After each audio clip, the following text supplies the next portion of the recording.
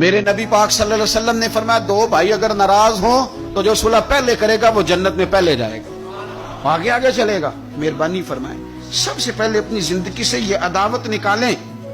ہمارا کہ جیسے رٹا ہی کوئی نہیں، جھگڑا ہی کوئی نہیں، کیا ضرورت ہے؟ جھگڑا اس کا ہوتا ہے جس کی کوئی ذات ہوتی ہے، جھگڑا اس کا ہوتا ہے جس نے اپنے آپ کو بت بنا لیا ہے، جھگڑا اس کا جس نے انا پال لی ہے، جھگڑا تو اس کا ہے جو کہتا ہے میں کچھ ہے ہوں، جھگڑا تو اس کا ہے۔ لیکن اگر میرے بھائی تیری ذات کوئی نہیں، تیرا رٹا کوئی نہیں، تو پھر حضرت سیدنا بلال حبشی حضرت ابو ذر غفاری سے ناراض ہو گئے تھے۔